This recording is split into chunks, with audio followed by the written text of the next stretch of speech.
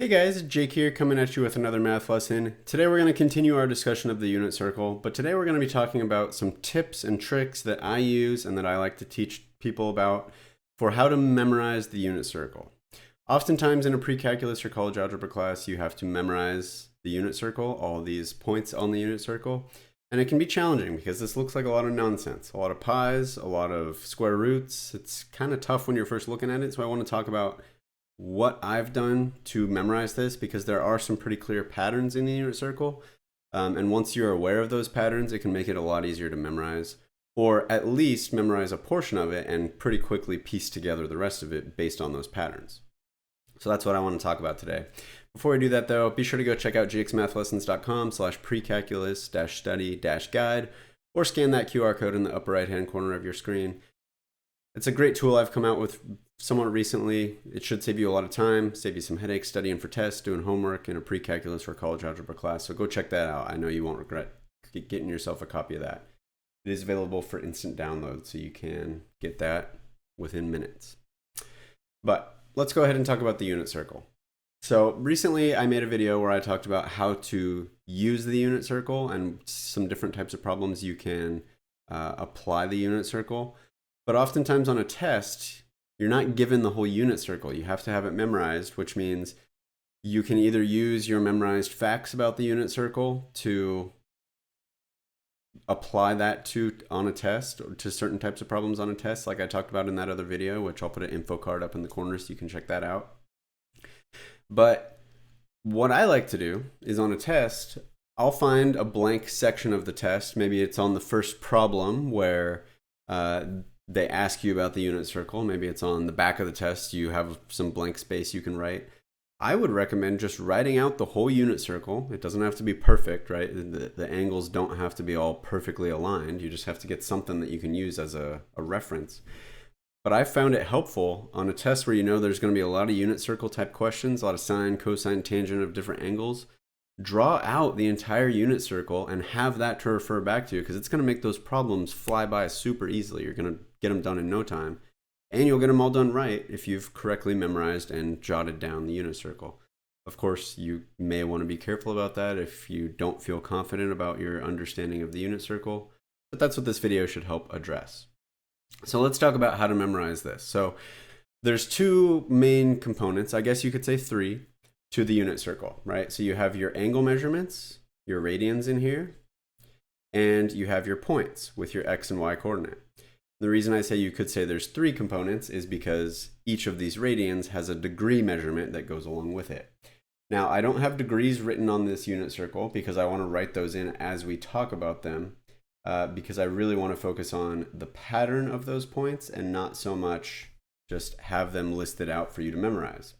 I don't think it's easy to memorize all data points within this circle. I mean, look, there's 4 angles in each quadrant, so 16 angles, 4 points, each with an XY coordinate. If you were to just like brute force memorize every single space on this unit circle, I mean, I'm sure there are people who are good at that, and if that's your strength, I mean, go for it. Me personally, I'm not good at that, and I never really have been. And so that's why I don't think it's helpful for me to just say, memorize all these data points. I mean, that's a long list of irrational numbers and yeah, I guess just irrational numbers. All these pies, all these square roots, that's just a long list of irrational numbers to try and memorize. So let's talk about the pattern. So let's start with the angles. There's a couple different ways to go about thinking about this. I'm going to talk about some different methods that you can use. So I would recommend watching this video all the way through to the end so you can see all the different methods that I talk about and pick the one that makes the most sense to you. So let's talk about the angles first. So just what I have written right in here on the inside of the unit circle. We'll start with that. So I like to break it down by quadrant.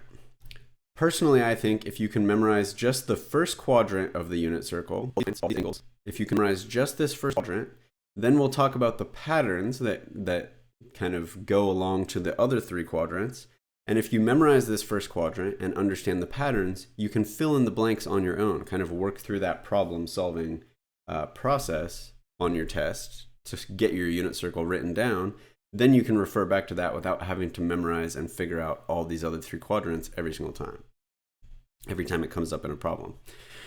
So these three angles here. So let's actually talk about, I guess I should say, this angle, this angle, this angle, this angle, this angle. If you can memorize those five, you can figure out all the rest from there. So first of all, 0, right? So the unit circle, all these measurements are based on using the positive x-axis as the reference point. So the positive x-axis is this is where we start measuring from. This is 0 radians. The rest of these are going to measure from that as our reference point. So that's why this is 0. Okay. Now we have these three here: pi over 6, pi over 4, pi over 3. Couple ways you could think about this. Personally, what I think is the easiest way to think about it is there's kind of two different categories of angles on the unit circle. So each quadrant has these three angles in it, right? You can see pretty clearly each quadrant has 3 in the middle, as well as kind of the line splitting the quadrants themselves on the actual axes. But within each quadrant, fully contained within each quadrant, we have 3 angles in each. Now, because there's 3, how I like to think of it is there's a middle angle and then the 2 edge angles. So let's break them down that way, because the edge angles are kind of more similar to each other, and the middle angle is kind of like left out of the other 2. And the reason for that is, think about the triangles that you create by drawing a vertical line down to the x-axis from each of these 3 points. Let's think about those three triangles that you create by doing that. The edge angles create 30, 60, 90 triangles.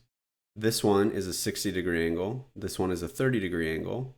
All 3 of these angles down here are 90-degree angles. So this pi over 3 triangle creates a 30, 60, 90.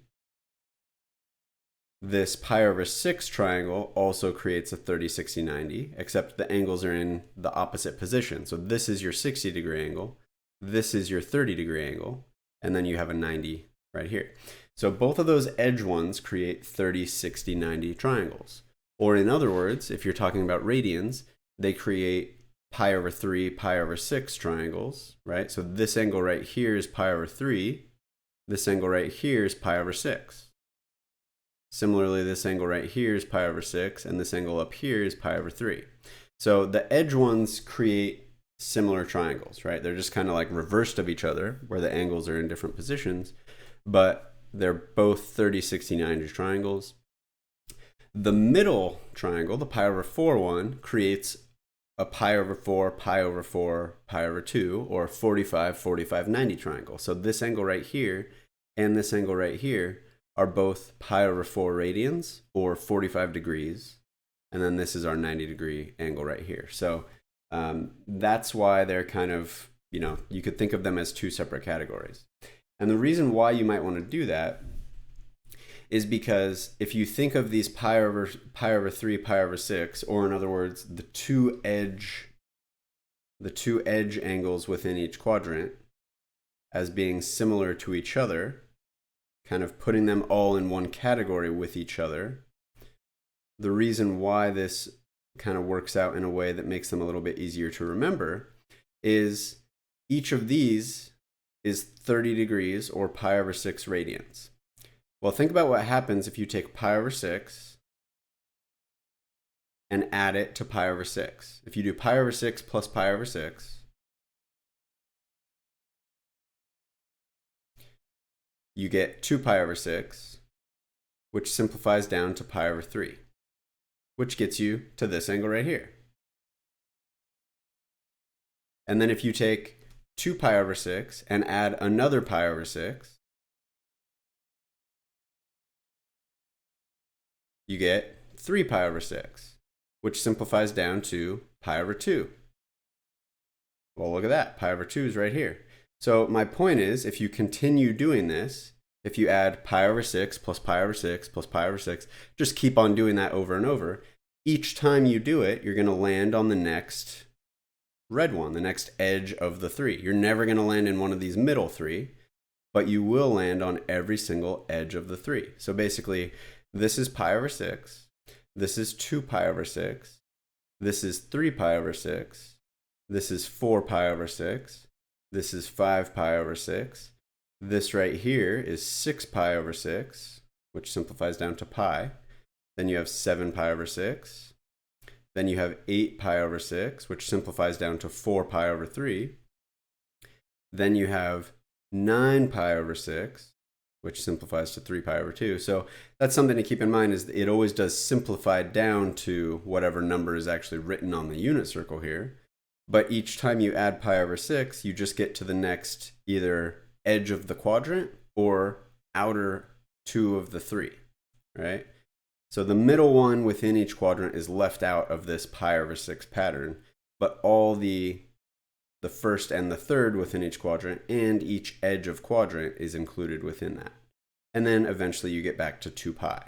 And then if you keep going, pi over 6, pi over 6, pi over 6, that you would just keep doing more and more rotations around the unit circle to get, up to infinity radians that you would want to measure using that pi over 6. So basically my point is, for each of the first and the third angle in each quadrant, as well as the edge of each quadrant, you can just add pi over 6 to whatever you had last time. So pi over 6, 2 pi over 6, 3 pi over 6, 4 pi over 6, 5 pi over 6, and so on and so on and so on, until you get up to 12 pi over 6, which would simplify down to 2 pi.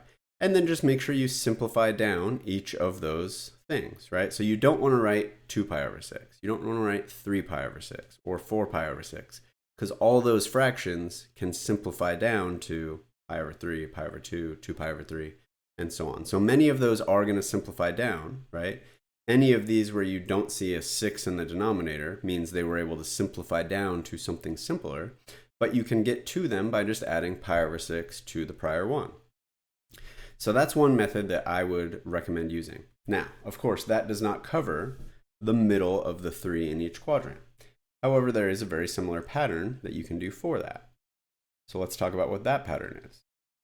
So for the middle of the 3, I'll just go ahead and circle those. And again, we want to consider the edge of each quadrant, right? Each of the axes are going to fall within this pattern, similar to how the pi over 6 pattern played out. But if we just look at the middle of the 3 within each quadrant and each of the x and y axes ones, we get a very similar pattern to what we just did with pi over 6. So if we start with pi over 4, and then again add pi over 4 to that, we're actually going to get to the next one.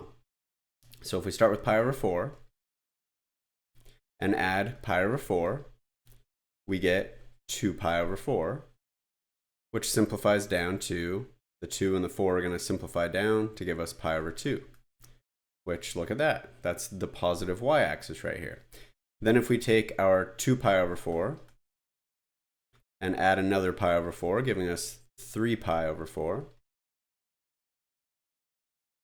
look at that. That's our next middle of the 3 in the next quadrant.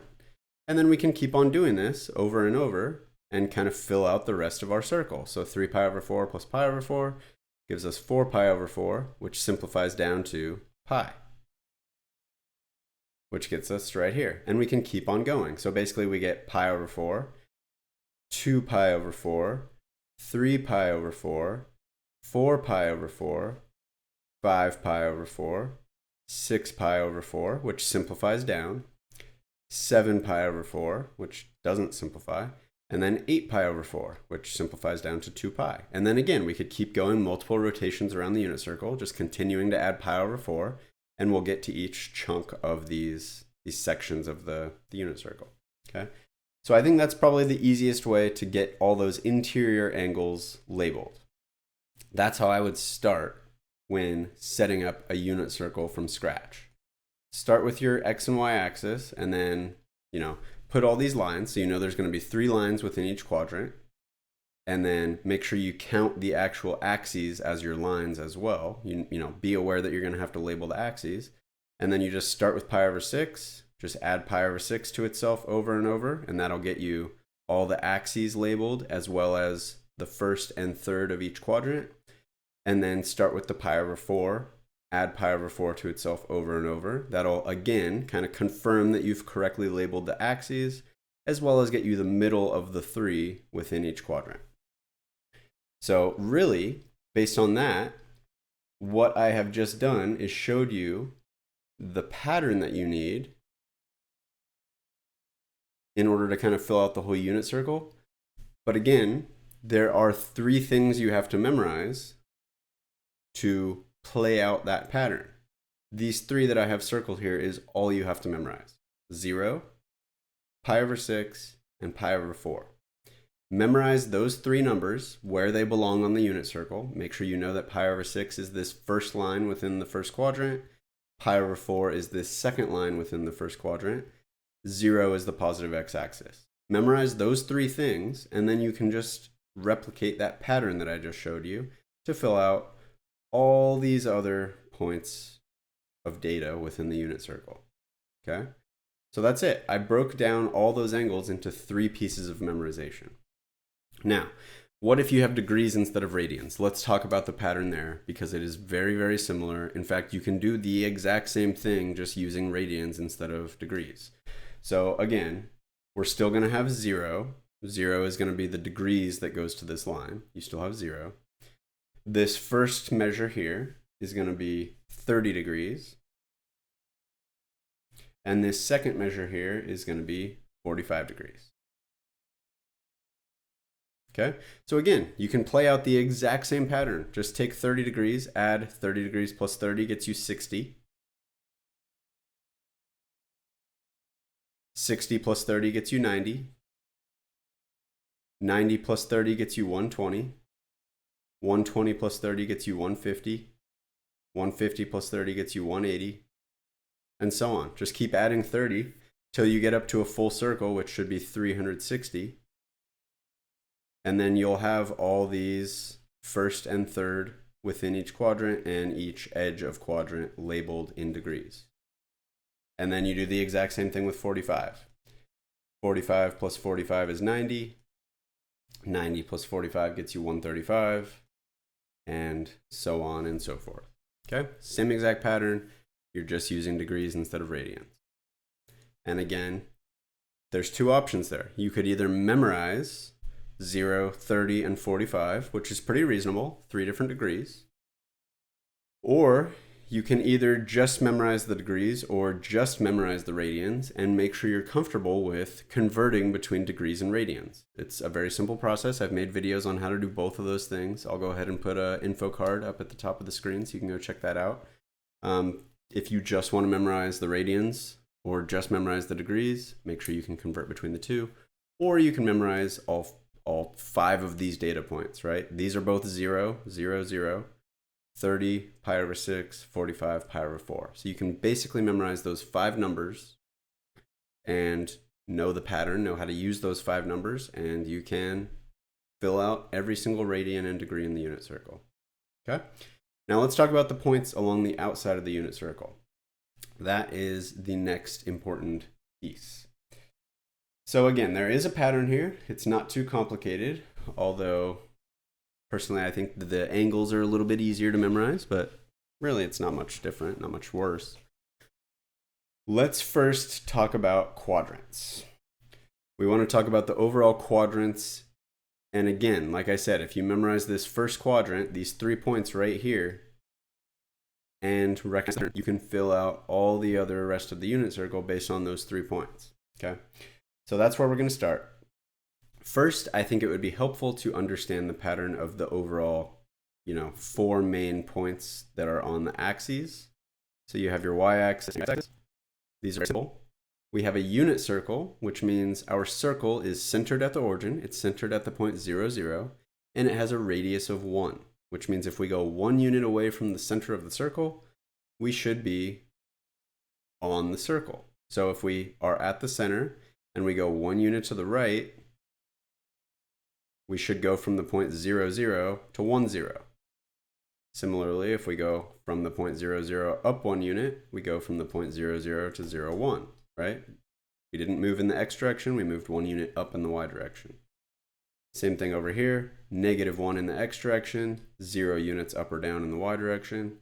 And then to go down, we move 0 units in the x direction and 1 unit down, so -1 in the y direction. Okay, so those shouldn't be too difficult if you're familiar with the XY plane and graphing coordinates on the XY plane, these four should be pretty straightforward.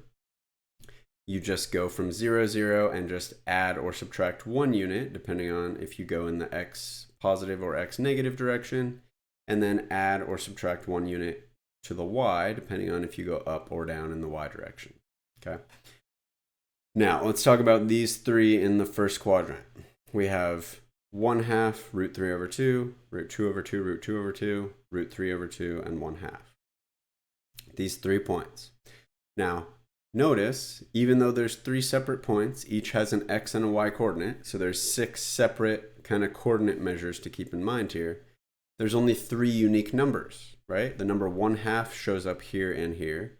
The number root 3 over 2 shows up here and here. And then the number root 2 over 2, root 2 over 2 shows up twice within this point. So there's really only 3 unique numbers: 1/2, root 2 over 2, and root 3 over 2. That's it. There's only those 3 unique numbers to memorize. You just have to memorize where they belong. So let's talk about that. Now, again, it's really not terribly complicated once you see the pattern and understand why the pattern is there. Think about each of these 3 numbers.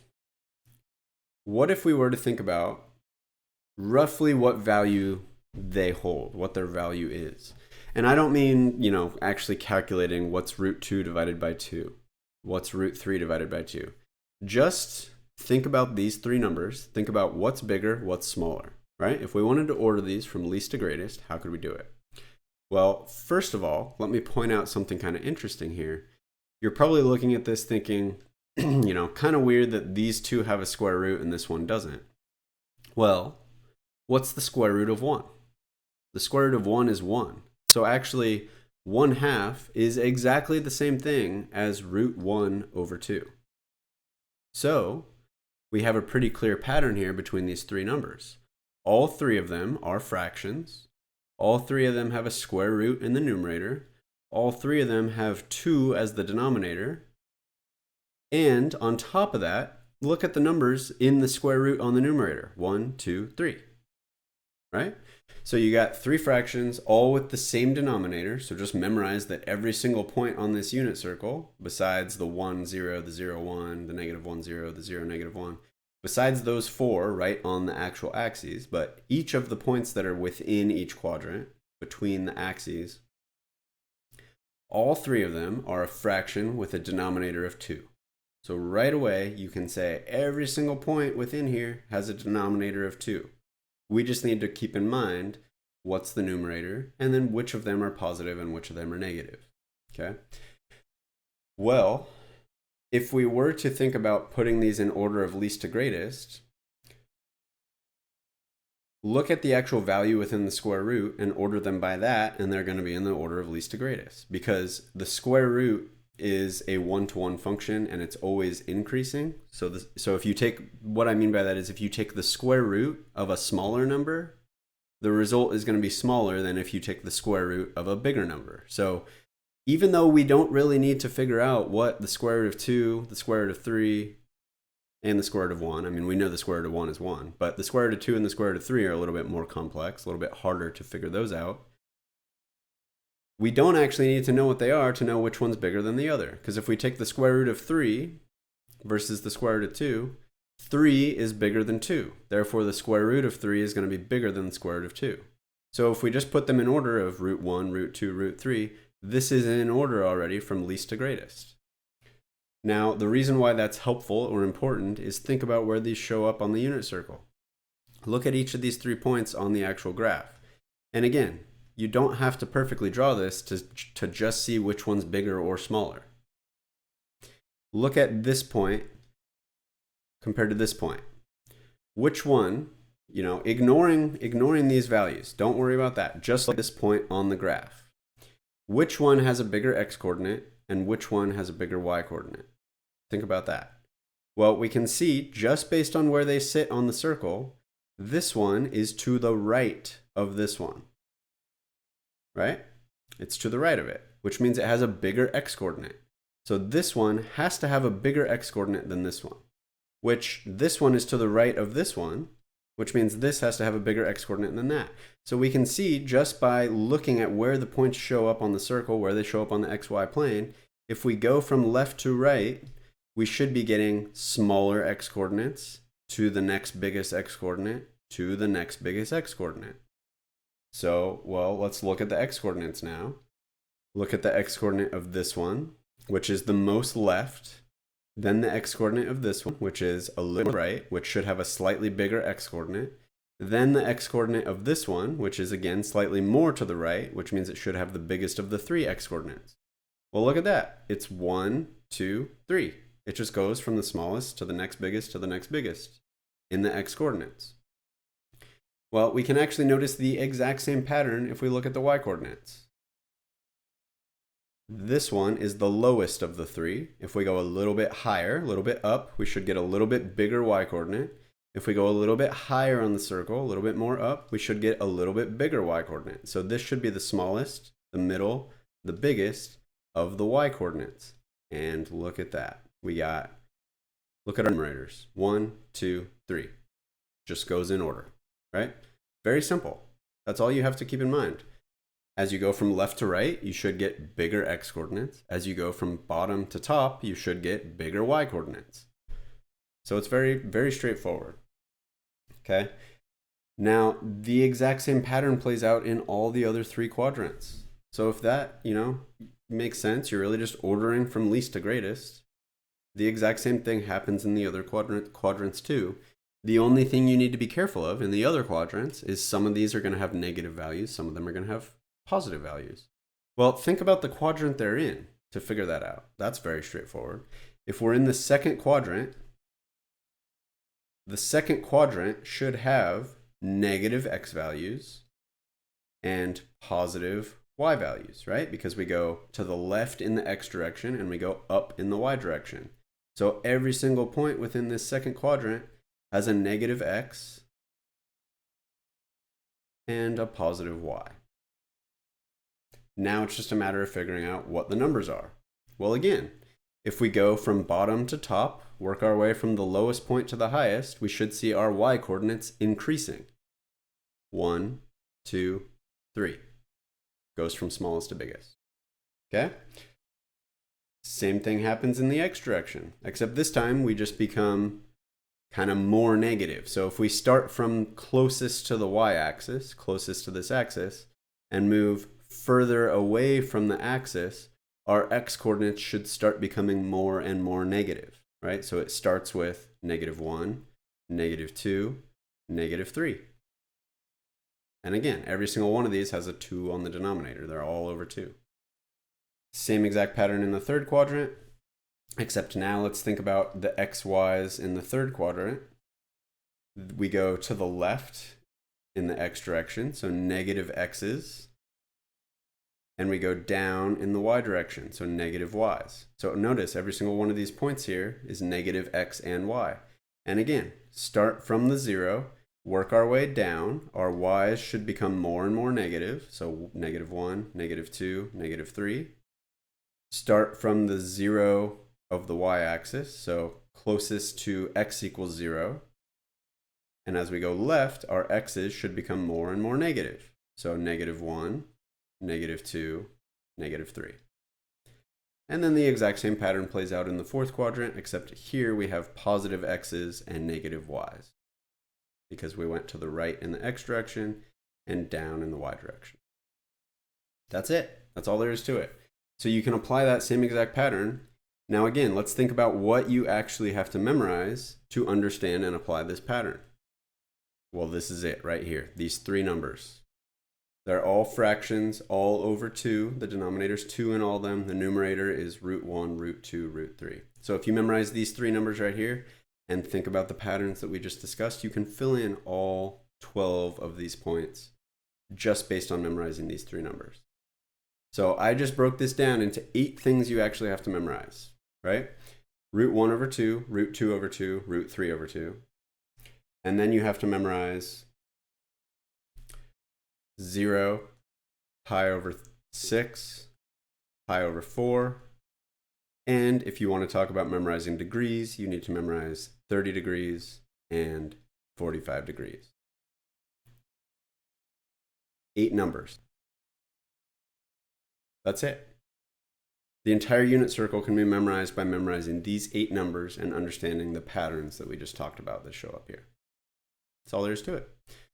So if you found this video helpful, be sure to hit that like button down below. Really appreciate it. It's a huge help to my channel. I'll probably be coming out with some more kind of trig unit circle type problems here in the coming days, maybe even weeks. Be sure to hit that subscribe button and that bell icon so you don't miss out on those. And if you want to keep this brain train rolling, just go click on that video up there. I'm sure you'll find that one just as helpful as this one. Thanks, and see you next time.